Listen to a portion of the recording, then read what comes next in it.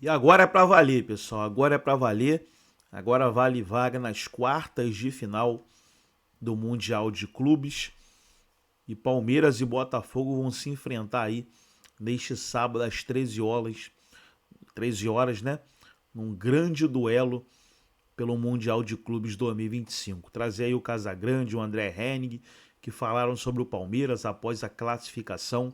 O Palmeiras se classificou em primeiro lugar no grupo A, na última partida contra o Inter Miami. Não jogou tão bem no primeiro tempo, mas no segundo, com as mexidas, cresceu de produção e empatou a partida, podendo até virar.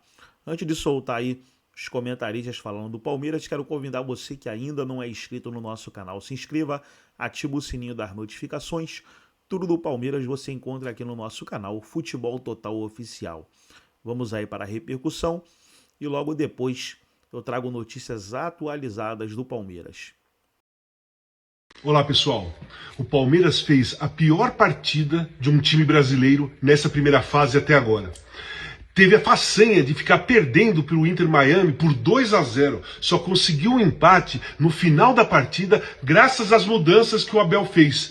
Que ele colocou o Paulinho, e o Paulinho fez o primeiro gol, e colocou o Maurício fez o gol de empate. Foi uma péssima partida, um desempenho muito ruim nessa primeira fase do Palmeiras. Só que conseguiu ganhar uma partida, empatou duas e se classificou pelo saldo de gols na primeira colocação. Agora, nas oitavas, vai pegar o Botafogo. Também não tinha muita escolha, hein? Se pega segundo, joga com o PSG. Pegou o primeiro, vai jogar com o Botafogo, foi o segundo colocado do grupo B. Aí não tem favorito. Vai ter uma rivalidade enorme entre Palmeiras e Botafogo. Vai ser o jogo mais pesado dessas oitavas de final.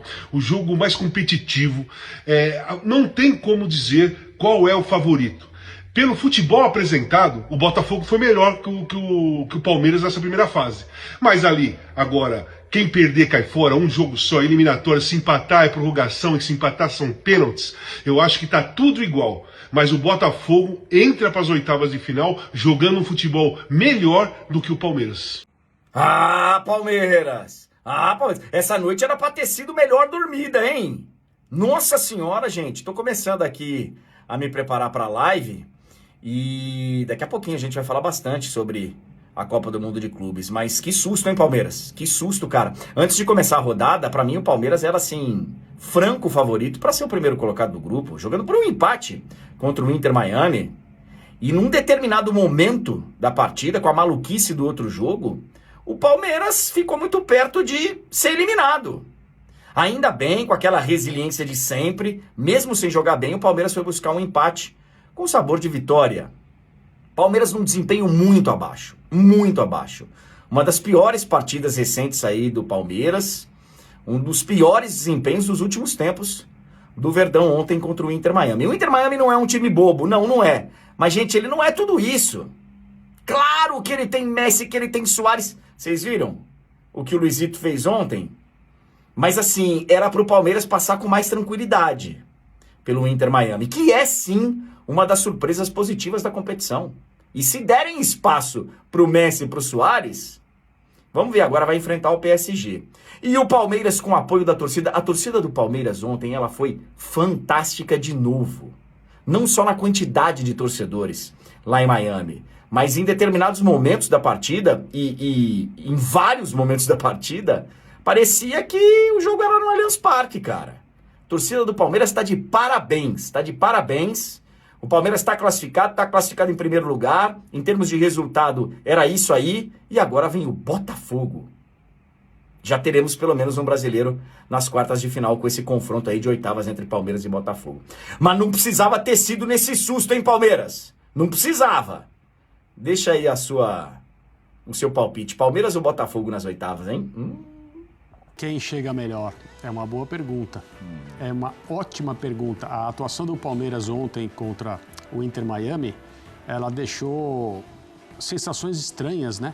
Sim. A própria entrevista do Abel Ferreira depois do jogo, na qual ele assume a responsabilidade dele como treinador pelo primeiro tempo decepcionante do Palmeiras, a forma como o Palmeiras não conseguiu encaixar o seu jeito de marcar uma equipe que nem cria tantos problemas assim, que joga um futebol numa rotação alguns níveis abaixo do que é, né, o melhor desempenho do Palmeiras, o desempenho ao qual nós nos acostumamos nos últimos anos, numa situação em que todo mundo imaginava que o Palmeiras se estabeleceria como time superior em campo e conseguiria passar pelo Inter Miami de uma maneira muito, não diria tranquila, mas uma maneira muito evidente, né? Muito visível. Não foi o que aconteceu.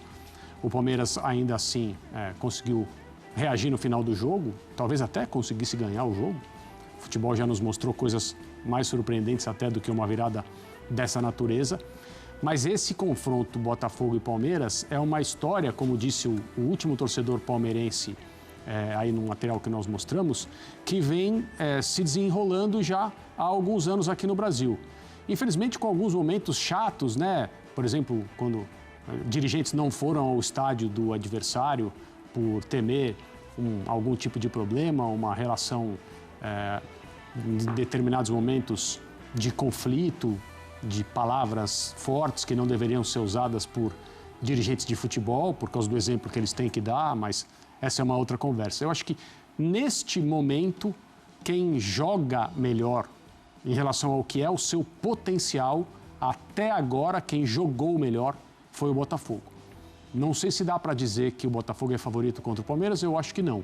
Mas até agora, quem jogou mais próximo daquilo que a gente entende ser o máximo que pode ser atingido, né, atualmente falando, nesse Mundial de Clubes, foi o Botafogo. Já vou ouvir o Breler antes, ouviremos todos o técnico do Palmeiras, o Abel, nessa declaração citada pelo André Kfouri, de escalação e erros. Breler, sobre o jogo Palmeiras e Botafogo, mas pegando também aí o gancho da declaração do Abel Ferreira de ontem. Então, Felipe, o Abel admite que o plano de jogo, para mim, é mais sobre o plano e menos sobre a escalação. Não funcionou, porque ele tenta jogar pelos lados e no meio de campo o Inter Miami é muito superior, ganhou mais divididas, teve mais intensidade por ali e o Palmeiras acabou entrando em apuros. E é curioso, né? Até projetando esse duelo com o Botafogo, os dois times tiveram instabilidade na primeira fase do Mundial e os seus piores jogos contra times norte-americanos. Botafogo contra o Seattle Sounders na estreia e o Palmeiras contra o Inter Miami no desfecho. E isso mostra muito, que são times que dependem muito do outro lado, dessa motivação, de ter um adversário que sobe o sarrafo. Então eu acredito que nem o Botafogo vai fazer o jogo que fez contra o Seattle Sounders contra o Palmeiras, e isso vale também para o time do Abel, que tem de subir a intensidade. Os dois times que têm essa dúvida no meio-campo, se o Aníbal Moreno se recupera, quem o Paiva vai escalar no lugar do Gregori, dois jogadores que têm sido fundamentais nesse Mundial. Mas do lado do Palmeiras, eu vejo que não dá para comemorar de maneira nenhuma encarar o Botafogo nas oitavas e não o PSG. Até pelo histórico recente, pela dificuldade do Palmeiras de encaixar contra essa ideia de jogo do Botafogo. O Botafogo é um time que tem reagido melhor como uma equipe reativa, uma equipe que não necessariamente precisa ter a bola. O Palmeiras já é o inverso. O melhor jogo do Palmeiras foi com posse, foi pressionando e sufocando o Porto na estreia. Então, por tudo isso, eu vejo que é um time engasgado para o Palmeiras e não dá para o Abel ou internamente os jogadores estarem satisfeitos ou aliviados por terem pegado o Botafogo. Pelo contrário, é um jogo que vai exigir muita mobilização e vai exigir também que o Palmeiras se reinvente para ter o seu melhor. Um jogo de intensidade com posse diante de um adversário que reage bem nesse cenário. Nossa equipe está nos Estados Unidos levando essa cobertura para você, fã de esportes do Mundial de Clubes. O Gustavo Zupac está acompanhando o Mundial como um todo, mas ao longo dos dias viveu a trilha alviverde, estava no jogo do Palmeiras, tem bastante informação e vem falar também deste Palmeiras e Botafogo. Amigos, quem olha para a campanha do Palmeiras nessa fase de grupos do Mundial de Clubes, vê o time classificado em primeiro, cumprindo o que se esperava antes do campeonato. Mas aí a gente olha para o campo e vê um time que foi piorando. E eu acho que mora a preocupação do palmeirense pensando no mata-mata. Aquele time elogiado contra o Porto que não venceu, passou para um time que jogou mais ou menos contra o Al-Ahly e venceu. Que passou por um time que não jogou bem durante 80 minutos contra o Inter Miami, foi inferior ao time do Mascherano e conseguiu a classificação e o primeiro lugar graças a um empate. E aí fica a dúvida, do ponto de vista competitivo. Retomará o Palmeiras o seu padrão natural de mata-mata, inclusive, para o duelo contra o Botafogo? Isso nos leva para questões dentro de campo. o Estevão, a gente vai associar a queda de rendimento do Estevão às questões que ele mesmo trouxe na entrevista, dificuldade de focar só no Mundial, pensamento na Europa, o próprio deslumbramento com o Messi, os olhos do mundo voltados para ele, com várias peças publicitárias ligadas ao Palmeiras e ao Mundial estampando o seu rosto. Tem relação uma coisa com a outra? A insistência no Rafael Veiga como titular da equipe, falamos no pré de ontem, que não fazia sentido o Veiga continuar na equipe, e mais uma vez o Abel sacou no intervalo. A dificuldade que o Palmeiras teve para marcar um time de baixa intensidade como é o Inter Miami, e a dificuldade que o Palmeiras teve para agredir e encontrar mecanismos para ferir o Inter Miami. Então acho que são questões que o campo sugere que o Abel tem que resolver, e de preferência no primeiro tempo, não só nas mexidas na segunda etapa. Então, assim, o confronto contra o Botafogo é um confronto igual, é um confronto pau a pau, são equipes equivalentes. Mas embora o Palmeiras tenha terminado ele em primeiro e o Botafogo terminado ele em segundo, quem cresceu no campeonato, na fase de grupos, nos 3 jogos, foi o Botafogo. Quem jogou melhor contra adversários incomparavelmente mais difíceis foi o Botafogo.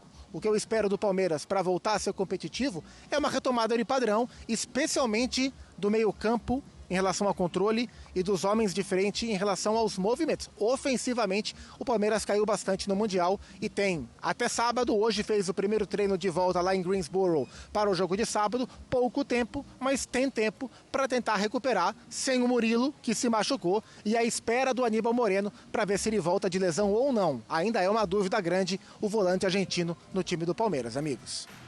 Valeu, Zupac. A gente vai seguir falando desse jogo já.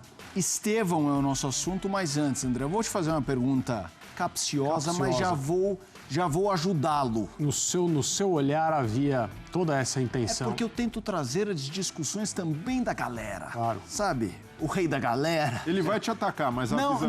eu aviso. Não, eu vou até fazer uma proteção que é assim.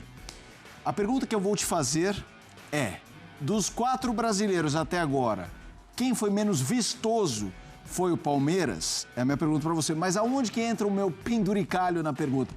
Talvez seja o Palmeiras, nas quartas de final, o único brasileiro. Pode ser o único que sobre, por exemplo. E aí, em 6 dias, essa pergunta na galera vai ser: ele falou. Estou falando do raio-x de momento. Talvez seja o Palmeiras mesmo. Mas o futebol, vale sempre lembrar, não é uma questão de ser ou não ser vistoso. E também não é uma questão puramente de resultados, né?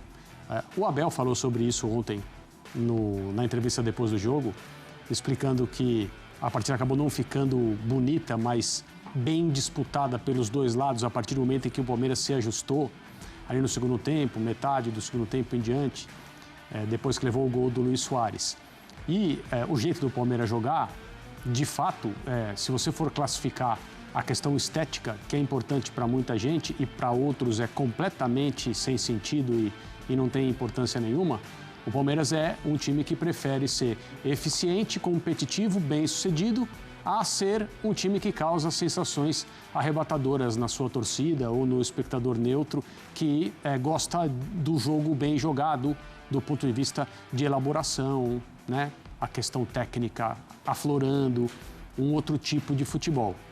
Eu faço parte, e é uma escolha minha, tanto profissional quanto pessoal, do grupo de amantes do futebol que entendem que é importante o como. Por isso, a forma como o Flamengo superou o Chelsea tem valor.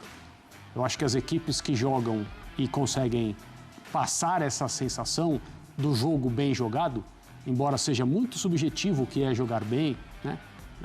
O cara que é mais pragmático, acho que o que é jogar bem é atingir o seu objetivo traçado para aquele dia, que é sair de campo com os 3 pontos. Eu acho que existe mais antes e depois desse tipo de raciocínio envolvido em jogar bem. Entendo que o Flamengo jogou bem. Seu técnico é um técnico que acha que jogar bem envolve ser superior tecnicamente, levar o jogo ao campo do seu adversário, superá-lo em todos os sentidos e, por intermédio dessa superioridade, ganhar. Mas todas as linguagens do futebol são válidas desde que elas permaneçam, evidentemente, dentro das regras.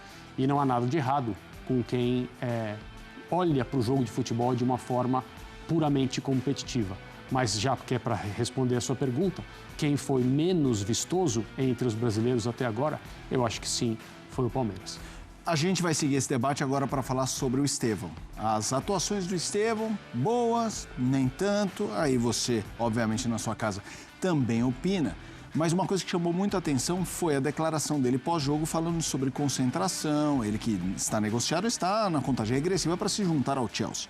Vamos com o Estevão. Cara, é muito difícil. É como se é um sonho que eu vou realizar, mas sabendo que eu tenho que focar aqui, eu tenho que trabalhar. Não é fácil. Você tem que manter sua cabeça aqui.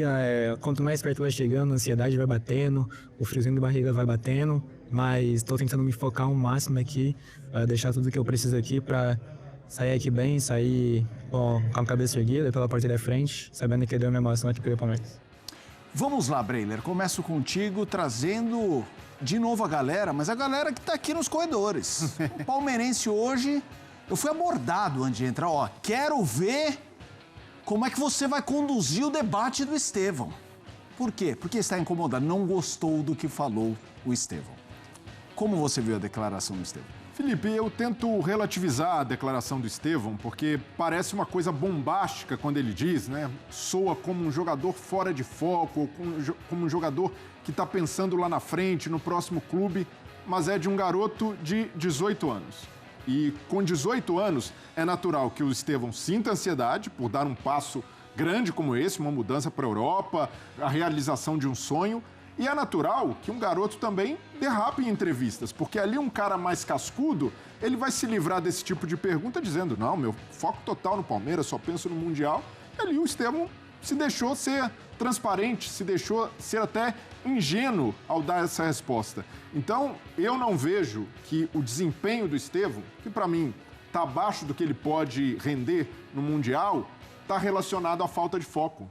Porque senão, como a gente vai explicar o desempenho do Rafael Veiga? Ou como a gente vai explicar o desempenho do Vitor Roque, que também está devendo, jovem também, mas mais rodado, já esteve na Europa inclusive. Então, há um problema no Palmeiras, sim.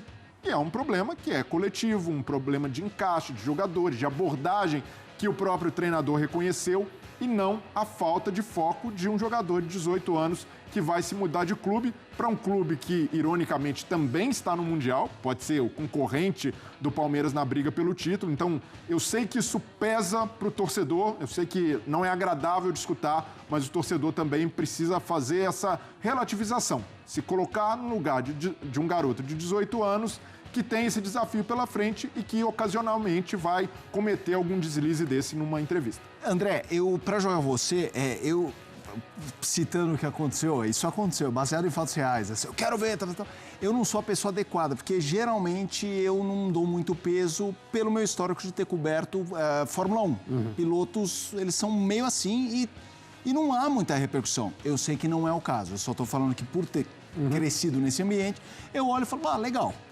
Acho até que podia ter ficado sem essa. E acho também que se o tom fosse mais por estar, entre aspas, pé da vida, tipo assim, queria estar jogando mais, é que haveria até uma compreensão do tipo, é verdade. É que o tom foi numa linha quase de saideira mesmo, de contagem regressiva. Sim. Não que ele queira, mas é isso. Eu queria ver a sua, porque você também tem essa questão internacional. Eu concordo plenamente com você quanto ao tom. Eu acho que numa situação em que jogadores de futebol, em todos os momentos em que falam publicamente, se colocam, se instalam um filtro para evitar que as palavras saiam no tom errado, do jeito errado e com as escolhas erradas, para evitar repercussão negativa para si mesmos e para os clubes que eles representam, o Estevão teria feito o que o Breiler disse. Não, que isso, gente, eu só penso no Palmeiras, eu nem estou pensando o que eu vou fazer no dia seguinte ao Mundial de Clubes, que isso nem faz parte dos meus pensamentos. Você acreditaria nele se ele dissesse isso? Que ele não pensa, que para ele o fato do próximo clube dele, o Chelsea, estar disputando o mesmo torneio não é algo que o faz pensar nisso? Que um jogador como o Lionel Messi, com quem ele dividiu o gramado ontem, talvez seja o ídolo dele? Eu não sei. Eu, André, não sei se o Messi é um dos ídolos no futebol do Estevão. O que eu sei é que quando o Messi estava no auge, maravilhando o mundo, O Estevão provavelmente estava na idade em que todos nós começamos a nos apaixonar de verdade pelo futebol. André, e não só é o ídolo dele, como o Estevão, no tempo de base do Cruzeiro, era conhecido como Messinho. Messinho. Então, isso não tem poder? Isso não é um fator? Isso não é próprio de estar na cabeça e nas palavras de um garoto de 18 anos? Então, para mim, esse é o ponto. Eu aplaudo a ingenuidade do Estevão, mesmo considerando que ele pode ter errado no tom. E talvez tenha errado na escolha das palavras. Mas eu fico satisfeito por entender que ele foi genuíno e verdadeiro nas palavras que ele disse. Porque se ele tivesse dito, eu foco é o Palmeiras, não quero nem saber pro Chelsea, nem penso no Chelsea, não ligo pro Messi, eu falaria, olha, ó, já virou mais do mesmo. Já aprendeu a não falar o que pensa e o que sente. E eu prefiro que as pessoas digam o que pensam e sentem. Eu também. Eu sou bem assim. A gente pode até falar. Eu entendo o palmeirense também, que de repente, mas não me parece que seja o caso deles não estar correndo, né? E acho que na frente do Messi é até uma motivação, não é se transformar em pequeno. É você, não sei quem viu a foto do Messi com o nosso antigo colega, o Djalminha. Ela é maravilhosa. E aí estamos falando de um ex-jogador. Exato. Ela é maravilhosa. Então isso só engrandece todo mundo envolvido. Pelo menos é como eu vejo a coisa. A gente já vai falar mais.